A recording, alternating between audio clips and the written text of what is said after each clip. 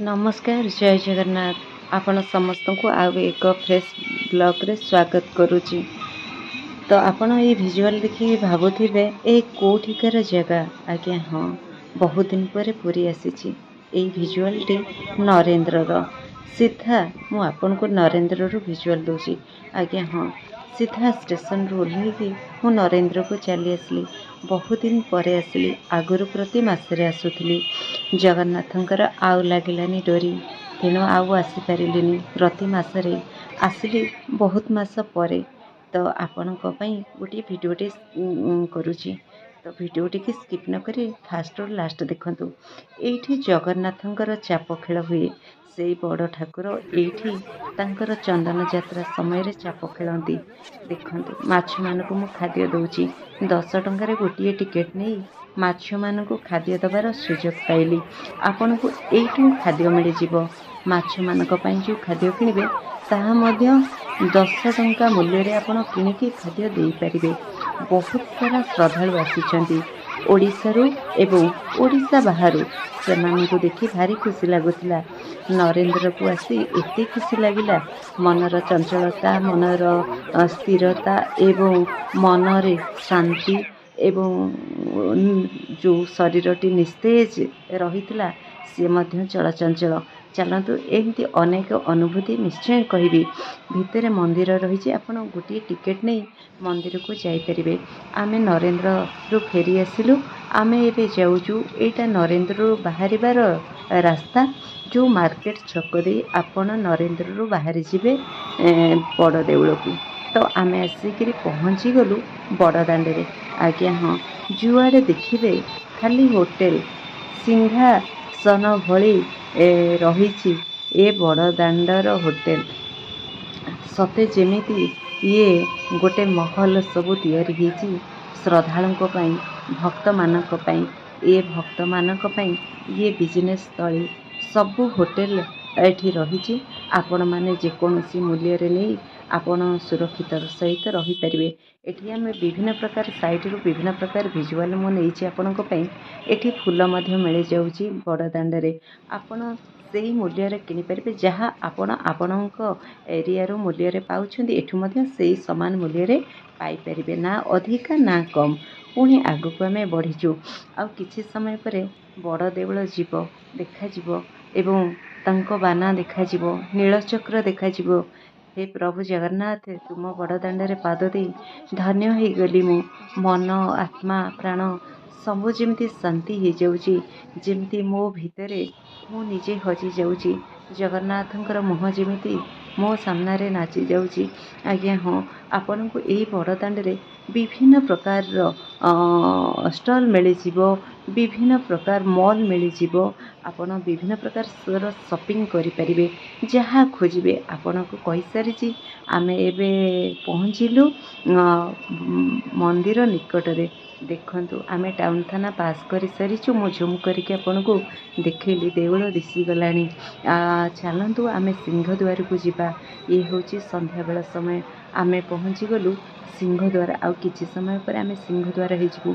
मो आपण को तीन देउळ को तीन ठाकुरन को झूम करके देखैली पतित पावन बाना उड़ुछि एवं नीलचक्र दर्शन करके मु तो एमित्रे भी धन्य हो गलेनी। आउ कौन आउ कहि परिबी आउ किछि भाषा नहीं कथारे अछि परा से बड़ ठाकुर बड़ दियो बड़ दांड बड़ खिया बड़ सिंहासन बड़ आखि बड़ नेत बड़ भोग बड़ सबू तांको नारे अछि। आउ कौन कहबी मु से होउछन्ती भक्त वत्सल सी होउछन्ती मानव प्रेमी सी होउछन्ती से जगन्नाथ जी विश्व ब्रह्मांड को तांको छत्र छाया तले पालुछन्ती सी आउ केही नहंती से प्रभु जगन्नाथ से श्रीक्षेत्र धाम रे बसिछन्ती से ब्रह्मांड ठाकुर तांको पतित पावन बाना उड़ेई सारा विश्व को तांकर दर्शन दउछन्ती आशीर्वाद दउछन्ती समस्तंकर दुख सुख बुझुछन्ती सी आउ केही नहंती से श्रीक्षेत्रपति से लक्ष्मीपति से लक्ष्मी नारायण से अनाथर नाथ से दरिद्रर नाथ से जोगीर नाथ से राजार नाथ से फकीरर नाथ से होउछन्ती प्रभु जगन्नाथ। ସିଏ ହେଉଛନ୍ତି ଆମ ସମସ୍ତଙ୍କର ପ୍ରାଣ ପ୍ରିୟ, ସିଏ ହେଉଛନ୍ତି ଆମ ସମସ୍ତଙ୍କର ଆରୋଗ୍ୟ ଦେବତା, ସିଏ ହେଉଛନ୍ତି ଆମ ସମସ୍ତଙ୍କର ଇଷ୍ଟ ଦେବତା, ସିଏ ହେଉଛନ୍ତି ଆମ ସମସ୍ତଙ୍କର ପିତା, ସିଏ ହେଉଛନ୍ତି ଆମ ସମସ୍ତଙ୍କର ମାତା, ସିଏ ହେଉଛନ୍ତି ଆମ ଗୁରୁ, ସିଏ ଜଗତର ନାଥ ପ୍ରଭୁ ଜଗନ୍ନାଥ। ତାଙ୍କ ପରି ଆଉ କେହି ନାହିଁ ନାଥ।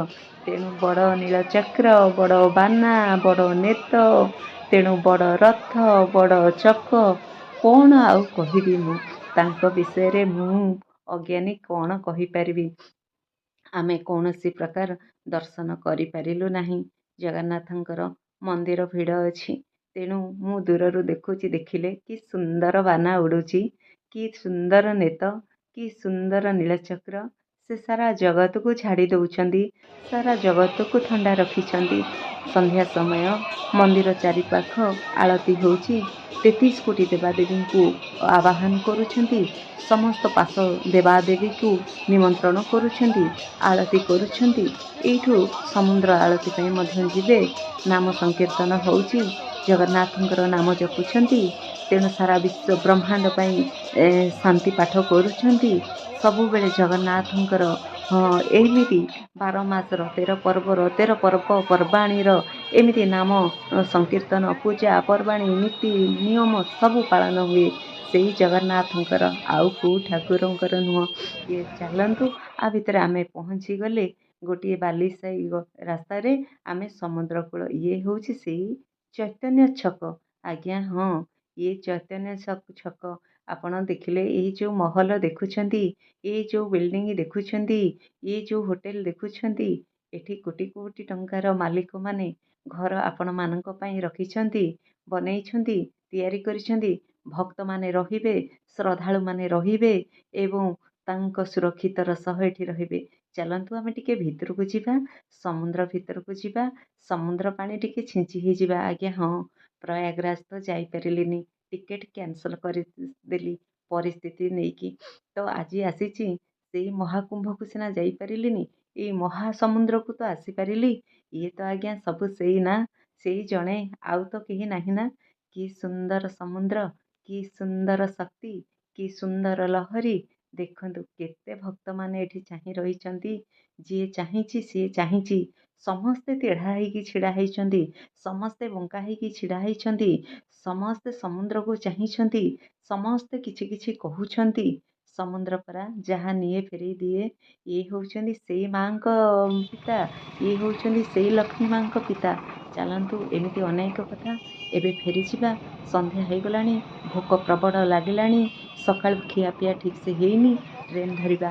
ଆଜ୍ଞା ହଁ, ମୁଁ ସମୁଦ୍ର କୂଳରେ ବସ୍ରେ ଚାଲିଛି ଏବଂ ଆପଣଙ୍କୁ ଦେଖୁଛି। ଦେଖନ୍ତୁ, ଏଇ ଯେଉଁ ଦୃଶ୍ୟ ଦେଖୁଛନ୍ତି, ଇଏ ହେଉଛନ୍ତି ସବୁ ହୋଟେଲ, ଇଏ ହେଉଛି ସବୁ ଲଜ୍, ଇଏ ହେଉଛି ସବୁ ଘର। ବିଭିନ୍ନ ପ୍ରକାରର ଦାମ ରହିଛି। 500 ଠାରୁ ଆରମ୍ଭ କରି 10,000 15,000 ପର୍ଯ୍ୟନ୍ତ ଟଙ୍କା ମୂଲ୍ୟରେ ଆପଣଙ୍କୁ ଘର ମିଳିବ। ଆଜ୍ଞା ହଁ, ଆମେ ସେଇ ରାସ୍ତା ଦେଇକି ଯାଉଛୁ ବସ୍ରେ। ମୁଁ ଯେଉଁଠି ସବୁବେଳେ ଆସିଲେ ଖାଏ, ମୁଁ ସେଇ ଜାଗାକୁ ଯାଉଛି, ସେଇ ଅନ୍ନପୂର୍ଣ୍ଣାକୁ ଯାଉଛି। ଏ ସୁନ୍ଦର ସହରକୁ ମୁଁ ଆପଣଙ୍କୁ ଭିଜୁଆଲ୍ ନେଇକି ଦେଉଛି। ଏ ସୁନ୍ଦର ପରିବେଶ, ଏ ସୁନ୍ଦର ସାଜସଜ୍ଜା, ଏ ଶାନ୍ତି ଶୃଙ୍ଖଳା, ଏ ଶ୍ରୀକ୍ଷେତ୍ର ଧାମକୁ ମୁଁ ନେଇ ଭିଜୁଆଲ୍ ନେଇ ଆପଣଙ୍କୁ ଦେଉଛି। ମୁଁ ପହଞ୍ଚିଗଲି ଅନ୍ନପୂର୍ଣ୍ଣା ରେଷ୍ଟୁରାଣ୍ଟରେ। ଏଇ ଅନ୍ନପୂର୍ଣ୍ଣାର ରେଷ୍ଟୁରାଣ୍ଟଟି କେଉଁଠି ଅଛି ଆପଣ ଭାବୁଥିବେ? ଇଏ ଅଛି ମାର୍କେଟ ଛକ। ମନ୍ଦିରରୁ ମାତ୍ର କିଛି ଦୂରରେ, ବେଶୀ ଦୂର ନୁହଁ। ଏଠି ବିଭିନ୍ନ ପ୍ରକାର ସ୍ୱାଦିଷ୍ଟ ଖାଦ୍ୟ ମିଳିଯିବ। ଆପଣ ଭେଜ୍ ନନ୍ଭେଜ୍ ଯେକୌଣସି ଖାଦ୍ୟ ଆପଣ ଖୋଜିବେ, ଆପଣଙ୍କୁ ଏଠି ଆଭେଲେବଲ୍ ମିଳିଯିବ। ବିଭିନ୍ନ ପ୍ରକାର ନନ୍ଭେଜ୍ ଆଇଟମ୍ ଆପଣଙ୍କୁ ମିଳିଯିବ ଏବଂ ଦର ରହିବ, ପ୍ରାଇସ୍ ଟିକେ ହାଇ ରହିବ। ଆପଣ ଯେକୌଣସି ରାଇସ୍ ଖାଇପାରିବେ ଏବଂ ଆପଣଙ୍କୁ ଏଠି ମିଳିଯିବ। ଆମେ ମଧ୍ୟ ନେଇଛୁ ଖାଇବା ପାଇଁ। ମୁଁ ଚିକେନ୍ ନେଇଛି, ତା ସାଙ୍ଗରେ ଚୁଙ୍ଗୁଡ଼ି ଘାଣ୍ଟ ନେଇଛି, ତା ସାଙ୍ଗରେ ଗୋଟିଏ ଦୁଇଟି ଆହୁରି ରହିଛି, ସବୁ କଥା କହିପାରୁନି। ଗୋଟେ ଚିଙ୍ଗୁଡ଼ି ଫ୍ରାଏ ନେଇଛି, ଚିକେନ୍ ଫ୍ରାଏ ନେଇଛି, ଆଉ ଗୋଟେ ବୁନ୍ଦି ଦହି ରହିଛି, ଡାଲି ରହିଛି, ଏମିତି ବିଭିନ୍ନ ପ୍ରକାର। ଚାଲନ୍ତୁ, ସେ ଖାଦ୍ୟ ଉପରେ ଆଉ କ'ଣ କହିବା। ଜଗନ୍ନାଥଙ୍କ ଦର୍ଶନ ସରିଲା ପରେ ମୁଁ ଆମିଷ ଖାଇଲି। ଆଶା କରୁଛି ଭିଡ଼ିଓଟି ଆପଣଙ୍କୁ ଭଲ ଲାଗିବ। ଯଦି ଭଲ ଲାଗିଥାଏ ଟିକିଏ ହସିଦେବେ। ଜୟ ଜଗନ୍ନାଥ।